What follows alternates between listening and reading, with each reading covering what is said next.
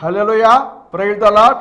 ఈరోజు మన లేఖన భాగము అపోస్తల కార్యములో 16వ అధ్యాయము 30వ వచనం. వారిని వెలుపలకు తీసుకుని వచ్చి, అయ్యలారా, రక్షణ పొందుటకు నేనేమి చేయవలెను? అందుకు వారు, ప్రభువైన యేసు నామమునందు విశ్వాసం ఉంచుము, అప్పుడు నీవును నీ ఇంటి వారిని రక్షణ పొందరని చెప్పాను. Praise the lord. దేవునికి స్తోత్రం.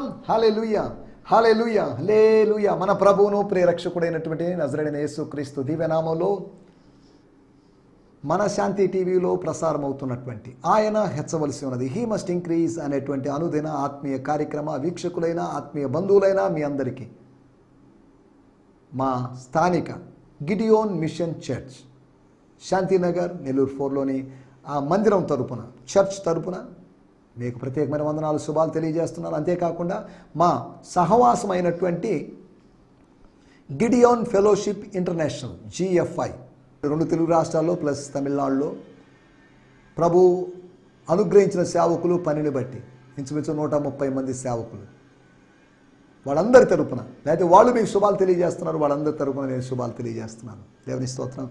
Good morning, have a nice day. ఎలా ఉన్నారు? క్షేమంగా ఉన్నారా? ఆత్మీయ జీవితంలో ప్రయాణం చక్కగా సాగుతుందా? ప్రార్థనలో ఎక్కువ గడపగలుగుతున్నారా? వాక్య ధ్యానం చేయగలుగుతున్నారా? అవకాశాన్ని బట్టి ఎప్పుడైనా ఉపవాసం ఉండగలుగుతున్నారా? పరిశుద్ధతలో ఎక్కడైనా పడిపోయినట్టు అనిపించిందా? ప్రేమించలేకపోతున్నాం అని ఎప్పుడైనా అనిపించిందా? ఏదైనా అనారోగ్యంతో బాధపడుతున్నారా? ఏదైనా మానసిక సమస్యలతో బాధపడుతున్నారా? ఏదైనా ఆత్మీయ సమస్యలతో బాధపడుతున్నారా? స్తోత్రం. ఎందుకు ఇవన్నీ అడుగుతున్నానంటే, మీకు ఇటువంటి ప్రాబ్లమ్స్ ఏమన్నంటే దయచేసి మాకు తెలియజేయండి. మీకోసం ప్రార్థించే ఒక సహోదరుడు, ఒక తమ్ముడు, ఒక అన్న, ఒక ఆత్మీయ కుమారుడు ఉన్నాడనే సంగతి మర్చిపోవద్దు. We are ready to pray for you. Our church is ready to pray for you. Popular కావాలని, చర్చ్ పాపులర్ కావాలని నేను కోరుకోవడం లేదు. చర్చ్ ఎప్పుడు ప్రేయింగ్ చర్చ్గా ఉండాలనేది నా యొక్క కోరిక.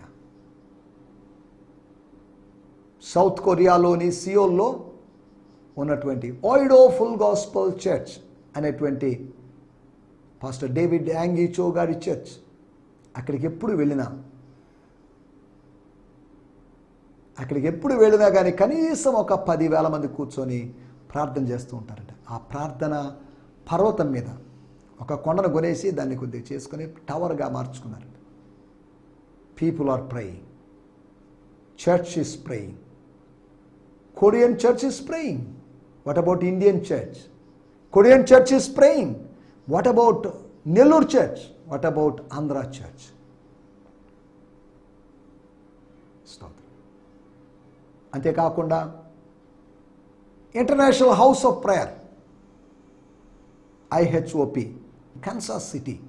కన్సాస్ సిటీలో ఉన్నటువంటి చర్చ్ ఇంచుమించు 24 ఇయర్స్గా నాన్ స్టాప్గా వాళ్ళు ప్రైజ్ అండ్ వర్షిప్ చేస్తున్నారు.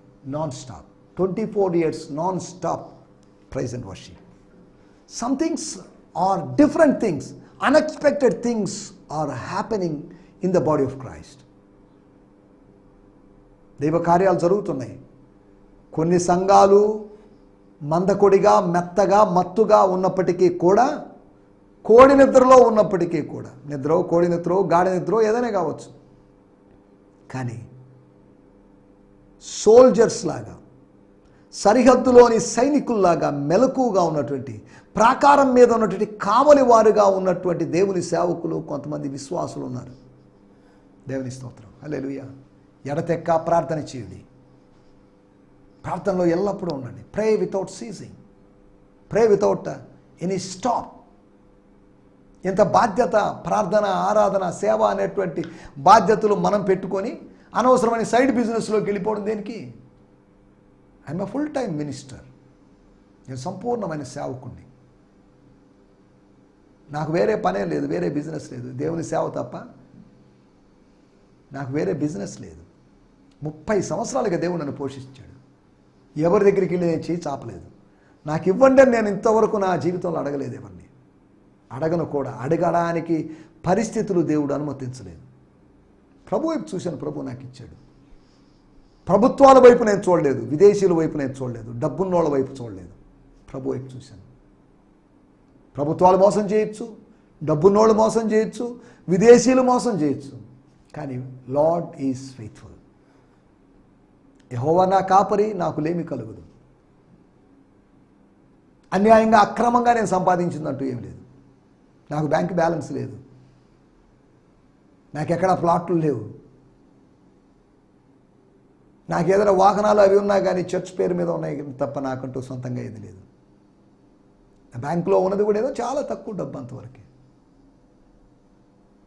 ప్రతిసారి ప్రతి నెల మొదటి వారంలోనూ లేకపోతే నెల చివరిలోనూ నా దగ్గర విస్తారమైన డబ్బు ఉంటుంది. దీన్ని ఒక వారం రోజుల్లోపు మొత్తం డిస్ట్రిబ్యూషన్ చేసేసి నా చేతిలో ఏమీ లేదు. వెండి బంగారం నా దగ్గర లేవు అని అలనాడు పేతురు యోహానులు చెప్పినట్లుగా నేను కూడా ఖచ్చితంగా చెప్పగలను. I have no money and no gold and silver. నా దగ్గర లేవండి, వాస్తవమే. గోల్డ్ రింగ్స్ లేవు, గోల్డ్ చైన్స్ లేవు, బ్రేస్లెట్స్ లేవు, గోల్డెన్ ఫ్రేమ్ ఉన్నటువంటి అద్దాలు లేవు, గోల్డెన్ టీత్ లేదు, ఏం లేదు. No gold things, no gold. నా వెండిని నా బంగారాన్ని పారవేశాను నేను. అంటే అంతకుముందు ఉన్నాయని కాదు. I don't want. సమస్తమును పెంటతో సమానంగా భావించి వచ్చి చేసేటువంటి శిష్యత్వమే, సన్యాసత్వమే, క్రైస్తవ సన్యాసత్వమే మనకు కావాలి. అట్టి సమర్పణ జీవితమే కావాలి. అన్నీ వదులుకొని వచ్చినటువంటి స్థితి కావాలి. Complete dedications. రోమన్ క్యాథలిక్ మతంలో ఫాదర్స్ ఉన్నట్లుగా వివాహాన్ని వద్దనుకొని వచ్చినటువంటి సిస్టర్స్, నన్స్ ఉన్నట్టుగా వాళ్ళని NUNS నన్స్ అన్నారు. నేను కొన్నిసార్లు okay, but I want to call you as nuns, NONES. You are none, you are nothing. మీరే కాదు, వీఆర్ ఆల్సో నథింగ్. మాకేం లేదు. నా జోబులో కొన్ని బిల్స్ ఉంటాయి, పెట్రోల్ బిల్లు ఉంటాయి, నా ఆధార్ కార్డు ఉంటుంది, నెల్లూరు రూరల్ పాస్టర్స్ ఫెలోషిప్ వాళ్ళు ఇచ్చినట్టు ఒక ID కార్డు ఒకటి ఉంది. అంత మించి ఏం లేదు. స్తోత్రం. God is providing. ఇది సాక్ష్య రూపంలో చెప్తున్నా నేను. దేవుడు మనల్ని పోషిస్తాడు. మనం పాపులర్ కాకపోవచ్చు, మనం ప్రభు యొక్క ఆ ట్రాక్లో, ఆ లైన్లో, ప్రభు యొక్క విధానంలో వెళ్తే చాలు, ప్రభు యొక్క ఆత్మానుసారంగా వెళ్తే చాలు. ఆత్మానుసారంగా నడుచుకోండి, అప్పుడు శరీరేచ్ఛలను మీరు నెరవేర్చరు. ఆత్మానుసారంగా నడవకపోవడాన్ని బట్టి శరీరేచ్ఛలు నెరవేర్చుకుంటూ, శరీర కార్యములు స్పష్టంగా కనబడుతూ, శరీర కార్యములు సమర్థించుకుంటూ, దాంట్లో ఏముందండి, దీంట్లో ఏముందండి కాదా? కొంతమంది పెద్ద పెద్ద ప్రసంగికులు, వేదికల మీద నిలబడి బోధించేవాళ్ళు, స్థానిక సంఘ కాపరులు, నెల్లూరులోని నగరాల్లో కూడా పవిత్రత, పరిశుద్ధత లేకుండా పరిచర్య చేస్తున్న వాళ్ళు, 2 భార్యలు కలిగిన వాళ్ళు. చూడండి ఎంత అసహ్యంగా ఉంది. మనల్ని బట్టే కదా దేవుని నామానికి దూషణ. వడ్డీ వ్యాపారం చేసే పాస్టర్లు ఉన్నారు, వడ్డీ వ్యాపారం చేసేటువంటి విశ్వాసులు ఉన్నారు, వడ్డీలు వసూలు చేస్తూ నడ్డి విరగ్గొడుతున్నటువంటి కొంతమంది విశ్వాసులు నాకు తెలుసు. క్రైస్తవ విలువలు లోపించాయి. ఏమైపోతుంది ఈ సమాజానికి? ఎంతో బాధ, వేదన. దేవుని స్తోత్రం.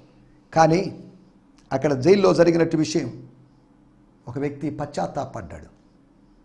అతనిలో పశ్చాత్తాపం 4 విధాలుగా కనిపించింది. అతని పశ్చాత్తాపం మాటల్లో కాదు. ఐఎమ్ సారీ అండి, అనవసరంగా మిమ్మల్ని కొట్టాను, అనవసరంగా మిమ్మల్ని కాళ్ళకి బండలు వేసాను, అనవసరంగా మిమ్మల్ని ఇబ్బంది పెట్టాను. ఆ పశ్చాత్తాపం క్రియాత్మకమైన పశ్చాత్తాపం. ప్రేమ క్రియాత్మకమైనది, పశ్చాత్తాపం కూడా క్రియాత్మకమైనది, విశ్వాసము క్రియాత్మకమైనది. ఎవరి స్తోత్రం. 4 విషయాలు నిన్నటి ఎపిసోడ్లో మనం మాట్లాడుకున్నాం. ఆ జైలు అధికారి సాగిలపడ్డం. పౌలు దేవుడని కాదు, శీల దేవుడని కాదు, దైవాంశ సంభూతులేమో, దేవుడు పంపించిన వాళ్ళేమో, దేవుని దూతలేమో. మా మతంలో పూజారులు ఉన్నట్టుగా, రోమా మతంలో, యూదా మతంలో యాజకులు ఉన్నట్టుగా వీళ్ళు కూడా అటువంటి వాళ్ళేమో అని భావించి సాగిలపడ్డాడు. వణుకుచూ వచ్చి సాగిలపడ్డాడు. తర్వాత అతడు వారిని వెలుపలికి తీసుకువచ్చాడు. ఎవరైతే శిక్షించారో వారి ద్వారానే దేవుడు వారిని సాగిలపడేటట్టు చేశాడు. ఎవరైతే లోపలికి నెట్టారో, లోపలికి త్రోశారో వాళ్ళ ద్వారానే వెలుపలికి తీసుకొచ్చాడు. ఎవరి ద్వారా అయితే గాయములు కలిగాయో, గాయములు అయ్యాయో వారి ద్వారానే గాయములు కడిగించాడు. వాళ్ళు గాయాలు కడుక్కోలేని పరిస్థితి. ఆ జైల్లో డాక్టర్ లేడేమో, అప్పుడు జైల్లో డాక్టర్లు పెట్టే సిస్టమ్ ఉందో లేదో మరి మనకు తెలియదు. జైల్లో పాస్టర్ల గురించి నేను చెప్పాను, జైల్లో డాక్టర్ గురించి. జైల్లో డాక్టర్ లేడేమో, జైలరే డాక్టర్ అయి ఆ గాయాలు కడిగినటువంటి సందర్భాన్ని మనం చూస్తున్నాం. పశ్చాత్తాపాన్ని మించినటువంటి ప్రాయశ్చిత్తం మరొకటి లేదని చెప్తుంటారు. అతనికి భోజనం పెట్టారు, వాళ్ళిద్దరికి భోజనం పెట్టారు, వాళ్ళ నలుగురికి భోజనం పెట్టారు. కేవలం వీళ్ళిద్దరికైనా ఇంకో ఇద్దరికి కూడా పెట్టారా, నలుగురికి పెట్టారా అనేది మనకు తెలియదు. కానీ ఆ రెండో మిషనరీ ప్రయాణంలో వాళ్ళకి జరిగినటువంటి ఒక బ్యాడ్ ఎక్స్పీరియన్స్, ఒక బెటర్ ఎక్స్పీరియన్స్. నీ బెటర్ ఎక్స్పీరియన్సెస్ అన్నిటినీ దేవుడు బెటర్ ఎక్స్పీరియన్సెస్గా మార్చును గాక. కొన్ని ఉంటాయి మినిస్ట్రీలో మారా అనుభవాలు ఉంటాయి. మారా అనుభవం ఉన్న చోటే ఏలీము అనుభవం కూడా ఉంటుంది. చేదైన నీళ్ల అనుభవం ఉన్న చోటే ఈత చెట్ల అనుభవం, నీటి ఊటల అనుభవం, ఓయాసిస్సుల అనుభవం. ఎడారిలో నీ కోసం ఓయాసిస్సుల్ని, ఎడారిలో నీ కోసం నీటి ఊటల్ని, ఎడారిలో నీ కోసం ఈత చెట్లు, ఈత పండ్లని, డేట్స్ని, ఖర్జూర పండ్లని పెట్టగలడు. దేవుని స్తోత్రం, హల్లెలూయా. మనం ఇక్కడ ఆలోచిస్తున్న విషయాల్లోకి వచ్చేద్దాం. అతడు భోజనం పెట్టాడు, భోజనం పెట్టడం ద్వారా పశ్చాత్తాపాన్ని వ్యక్తం చేశాడు. వీటి గురించి నిన్నటి దినం మనం ఆలోచించాం. రండి, ఈ సమయంలో మన సమయం అయిపోతుంది, మనకు కొద్ది సమయం ఉంది. మీ ప్రేయర్ రిక్వెస్ట్లు మీరు ఖచ్చితంగా పంపించాల్సిందిగా ప్రేమపూర్వకంగా కోరుతున్నా. రేపు అంబేద్కర్ భవన్లో రేపు సాయంకాలం జరిగేటువంటి ప్రత్యేకమైనటువంటి revival meeting, second revival meeting of this year, దానికి మిమ్మల్ని ప్రేమపూర్వకంగా ఆహ్వానిస్తున్నాం. దేవుని స్తోత్రం, హల్లెలూయా. ఇప్పటికే చాలా వరకు ఏర్పాట్లు అయిపోయినాయి. దేవుడు ప్రజలతో మాట్లాడు, ప్రజలు తీసుకొస్తాడని నేను భావిస్తున్నాను. కనుక you are most welcome to the revival meeting at Ambedkar Bhavan, Nellore. దేవుని స్తోత్రం, హల్లెలూయా, స్తోత్రం. ఈ సమయంలో మనం కార్యక్రమంలో ముందుకు సాగుదాం. మన ధ్యానం నిమిత్తమై, ఉదయకాలపు ధ్యానం నిమిత్తమై అపోస్తుల కార్యములు 16వ అధ్యాయము 30వ వచనం. వారిని వెలుపలికి తీసుకుని వచ్చి అయ్యలారా రక్షణ పొందుటకు నేనేమి చేయగలను అందుకు వారు. చాలండి, స్తోత్రం. వారిని వెలుపలికి తీసుకొని వచ్చి అయ్యలారా, వాళ్ళని పిలిచిన పిలుపు చూడండి. ఓ ఖైదీలారా, ఓ నేరస్తులారా, ఓ చెరసాల్లో వేయబడినటువంటి యూదులారా అని కాదు, అయ్యలారా. దేవుని స్తోత్రం. సార్ చూడండి, సార్ అనేటువంటి ఆ గౌరవం, అయ్యా, ఆర్యా అనేటువంటి గౌరవపూర్వకమైనటువంటి పిలుపు. అపోస్తుల కార్యములు 2వ అధ్యాయంలో మనం గమనించినట్లయితే పేతురు చేసినటువంటి ప్రసంగానికి 37వ వచనం, వారు ఈ మాట విని హృదయంలో నొచ్చుకొని, సహోదరులారా, బ్రదర్స్, 12 బ్రదర్స్, 12 మంది సహోదరులారా, పేతురు మొదలుకొని మత్తీయ వరకు, సీనియర్ మొదలుకొని న్యూ కమర్ అయినటువంటి అపోస్తుల వరకు ఉన్నటువంటి సహోదరులారా, మేమేమి చేతుమని పేతురును, కడమ అపోస్తులను, పేతురును మిగతా 11 మందిని అడుగగా, వారు ఈ మాట విని, అనగా యేసు ప్రభు యొక్క శిలువ మరణము, పునరుద్ధానము, ఆరోహణము ఇవన్నీ విని, పెంతెకోస్తు రోజు ప్రకటించబడిన సువార్త విని, వాళ్ళు అడుగుతున్న ప్రశ్న, హృదయములో నొచ్చుకొని, అనగా హృదయంలో పొడవబడి, గుచ్చబడి. ఇక్కడ కూడా వారిని వెలుపలికి తీసుకొచ్చి పరిస్థితుల వల్ల హృదయములో నొచ్చుకొని, హృదయములో పొడవబడి జరిగినటువంటి ఎవాంజలిస్టిక్ వర్షిప్, మామూలు వర్షిప్ కాదు అది, ఎవాంజలిస్టిక్ వర్షిప్ అనగా సువార్థీకరణాత్మకమైనటువంటి ఆరాధన జరగడం వలన, స్తోత్రం, హల్లెలూయా. అక్కడ జరిగిన విషయం, అయ్యలారా, 2 అయ్యలారా, 2 సార్స్, పెద్ద సార్, చిన్న sir, Paul sir, Silas sir. Yes, నాదొక డౌట్. ఇప్పుడు వచ్చిన డౌట్ అనే కాదు, ఇప్పుడు వచ్చిందో అంతకుముందు వచ్చిందో మనకు తెలియదు. రక్షణ పొందుటకు నేనేం చేయాలి, నిత్య జీవానికి వారసునవుటకు నేనేం చేయాలని ఒక ఆయన అడిగాడు. ఏం చేయాలి? ఏదో ఒకటి చేస్తే తప్ప రక్షణ పొందలేంగా, ఏదో ఒకటి చేస్తే తప్ప నిత్య జీవం పొందలేం కదా, ఏదో ఒకటి చేయాలి, ఏదో ఒకటి నేను చేయగలను అనేటువంటి భావనలో మనం ఉంటాం. మానవులందరూ నేను ఏదో ఒకటి చేయగలను, బలులు అర్పించగలను, కాయ, కర్పూరం, పూలు, పండ్లు, ఇంకా ఏదైనా సమర్పించగలను కదా, ఏదైనా తపస్సు చేయగలను కదా, ఏదైనా ధ్యానం చేయగలను కదా, ఏదైనా జపం చేయగలను కదా, ఏదైనా పదాన్ని, బీజాక్షరాన్నో లేదా ఒక మాటని నేను పదే పదే స్మరణ చేయగలను కదా. నేనేం చేయాలి చెప్పండి? రక్షణ పొందడానికి ఏం చేయాలో మా మతంలో ఆన్సర్ లేదు, మా రోమా మతంలో ఆన్సర్ లేదు. నాకు రక్షణ కావాలి, నాకు భద్రత లేదు, నాకు ఈ రాత్రి నిద్ర పట్టదు, ఇక నిద్ర పట్టదు, నిద్రపోయింది, నిద్రపోయాను, నేను లేచాను. కానీ ఇప్పుడు ఇవన్నీ తెరవబడేసరికి న్యాయాధిపతుల గ్రంథంలో 16 అధ్యాయాలు వాళ్ళు లేచి చూసేసరికి, ఉదయాన్నే లేచి చూసేసరికి తలుపులు లేవు, ఖైదీ లేడు. సంసోను రాలేదు కానీ వాళ్ళ మధ్యలోకి, సంసోను మీదకి దిగి వచ్చిన ఆత్మ అక్కడికి దిగి వచ్చి, ఇది సంసోను కన్నా ఆత్మలో బలవంతులైనటువంటి పౌలు, శీల ద్వారా జరిగిన కార్యం. ప్రతి సెల్లుకు వెళ్ళి వాటన్నిటి బద్దలు చేశారు, వాటన్నిటి పగలు కొట్టేశారు, వాటన్నిటి తెంపేశారని వాళ్ళ గురించి. వీళ్ళు ఏమీ చేయలేదు. వాళ్ళు ఉన్న చోట వాళ్ళు పాడుతూ ఉండగానే పరిశుద్ధాత్మ శక్తి మొత్తాన్ని బ్రేక్ చేసింది. Everything become free. వీళ్ళు ప్రార్థన చేస్తున్నప్పుడు వీరున్న గది మాత్రమే తెరుచుకోవచ్చు కదా, వీరి బొండ లేకపోతే వీరి బొండలు, వీరి సంఖ్యలు మాత్రమే తెగిపోవచ్చు కదా. 27వ వచనం, అంతలో చెరసాల నాయకుడు మేల్కొని చెరసాల తలుపులన్నీ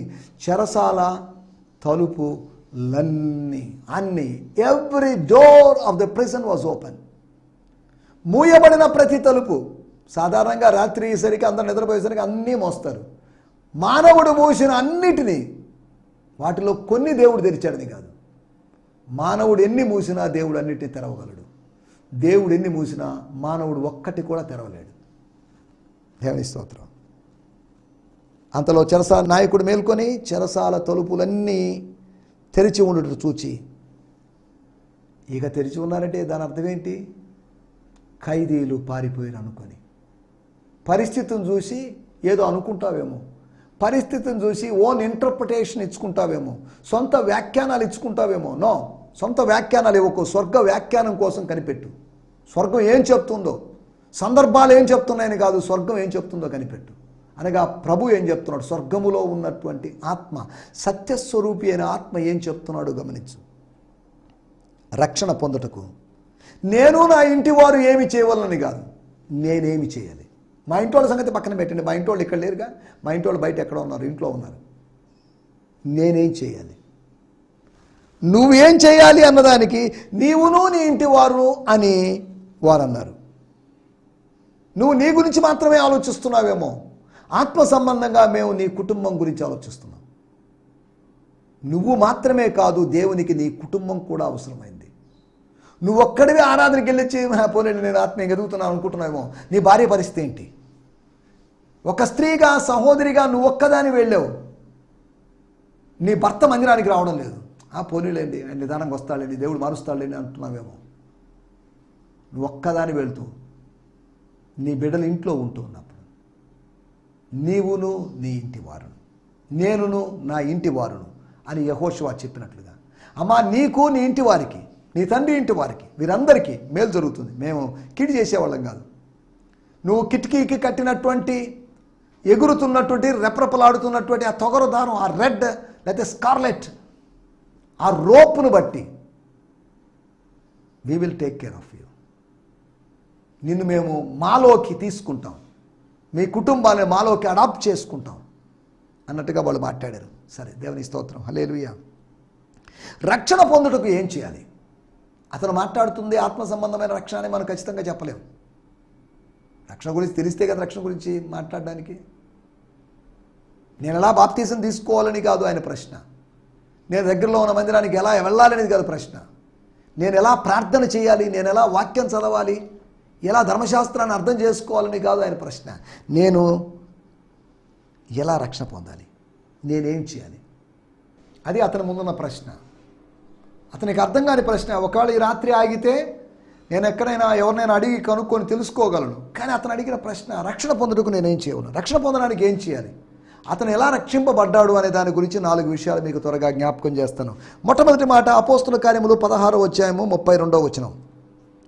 అతనికిని అతని ఇంటనున్న వారందరికిని దేవుని వాక్యము బోధించెను. దేవుని వాక్యము బోధించబడాలి, సువార్త బోధించబడాలి. బోధించబడింది అంటే, ప్రకటించబడింది అంటే దాని అర్థం దాని ద్వారా వినే అవకాశం కలిగింది అని అర్థం. సువార్త వినే అవకాశం. God gives opportunity to listen to the gospel, listen to the word of God. సువార్త వినకపోతే ఎలా విశ్వసిస్తారు? విశ్వసించకపోతే రక్షణ ఎలా వస్తుంది? కాబట్టి మొట్టమొదటి విషయం మనం ఆలోచిస్తున్న విషయం వినడం ద్వారా. He made to listen. దేవుడు వినగలిగే అవకాశాన్ని ఇచ్చాడు. అతని చెవులు తెరవజేశాడు. చెవులు తెరవబడ్డాయి, కానీ బోధించేవాడు లేకపోతే ఎలాగా? 2 సేవకుల ద్వారా వాళ్ళ ఇంట్లో ఉన్న వారందరికీ, వాళ్ళ ఇంట్లోకి రావడంతోనే డ్రింక్స్ ఇచ్చారు, భోజనం పెట్టారని కాదు. వాళ్ళ ఇంటికి రాగానే ముందు బోధ చేశారు. బోధ తర్వాత భోజనం, భోజనం తర్వాత బోధ కాదు. మొట్టమొదటి విషయం వాళ్ళు వినడం ద్వారా. రెండో విషయం 16వ అధ్యాయము 33వ వచనంలో, రాత్రి ఆ గడియలోనే అతడు వారిని తీసుకుని వచ్చి వారి గాయములు కడిగెను. అనగా వాక్యం విన్న తర్వాత, వాక్యం బాగుంది అనిపించిన తర్వాత వాళ్ళ మనస్సాక్షి చెప్తుంది, yes, this is true word, this is true gospel, this is the word of God. ఇది ఏలిన వారి వాక్కు అని క్యాథలిక్ మతంలో ఆరాధనలో చెప్పినట్లుగా, ఇది ఏలిన వారి వాక్కు అన్నట్టుగా ఆత్మలో భావించి వాళ్ళ యొక్క పశ్చాత్తాపం, దీని గురించి నన్ను మాట్లాడుకున్నాం మనం. పశ్చాత్తాపము, అతని యొక్క పశ్చాత్తాపం, అతని ఇంటి వారి యొక్క పశ్చాత్తాపాన్ని గురించి. His repentance. సువార్త వినటి వాక్యం నేను పశ్చాత్తాపంలో నడిపిస్తుంది. నేను పాపినన్ను ఒప్పుకుంటాను. I'm a sinner, I'm a worst sinner, I did many since. తండ్రి, నీకును పరలోకమునకు విరోధంగా నేను పాపం చేశానని తప్పిపోయిన కుమారుడు ఒప్పుకున్నట్లుగా అతని యొక్క పశ్చాత్తాపాన్ని మనం గమనించేద్దాం. మూడో విషయము 16వ అధ్యాయము 34వ వచనం. మరియు అతడు వారిని ఇంటికి తోడుకొని వచ్చి భోజనం పెట్టి దేవుని యందు విశ్వాసం ఉంచిన వాడై. దేవుని యందు బోధించింది దేవుని వాక్యం కాబట్టి దేవుని యందు విశ్వాసం ఉంచాడు. అంటే దానియేలు గ్రంథం బోధిస్తే దానియేలు యందు విశ్వాసం ఉంచుతామని, ఇర్మియా గ్రంథం బోధిస్తే ఇర్మియా యందు విశ్వాసం ఉంచుతామని, యెషయా గ్రంథం బోధిస్తే యెషయాను విశ్వసిస్తామని కాదు. దేవుని వాక్యాన్ని దేన్ని ఆధారంగా చేసుకుని వాళ్ళు బోధించారో మనకు తెలియదు. వాళ్ళు దేవుని వాక్యాన్ని బోధించారు. దేవుని వాక్యం బోధించినప్పుడు దేవుణ్ణే విశ్వసించాలి. ఏ సువార్త నుంచి, మత్తయి సువార్త, మార్కు సువార్త, లూకా, యోహాను ప్రకటించిన మత్తయి, మార్కు, లూకా, యోహాను కాదు విశ్వసించాల్సింది. ఆ సువార్తకు కథానాయకుడైనటువంటి యేసును విశ్వసించాలి. అతడు దేవుని యందు విశ్వాసం ఉంచిన వాడే. వారి యందు విశ్వాసం కాదు, దేవుని సేవకుల యందు విశ్వాసం కాదు. అతను రక్షణ పొందాలంటే ఏం జరగాలి, ఏం చేయాలి? The first step, he should listen. మీరు వినాలి, దేవుని మాటలు వినాలి, సువార్త వినాలి. రెండోది, యూ షుడ్ రిపెంట్, పశ్చాత్తాపడాలి. మూడోది, నువ్వు విశ్వాసం ఉంచాలి. You should believe. దేవుని పాపాలు క్షమిస్తాడని విశ్వసించాలి. పాపాలు ఒప్పుకున్న పాపాలు నీలోంచి విడిచిపెట్టి పోవు. అవి అలాగే ఉంటాయి.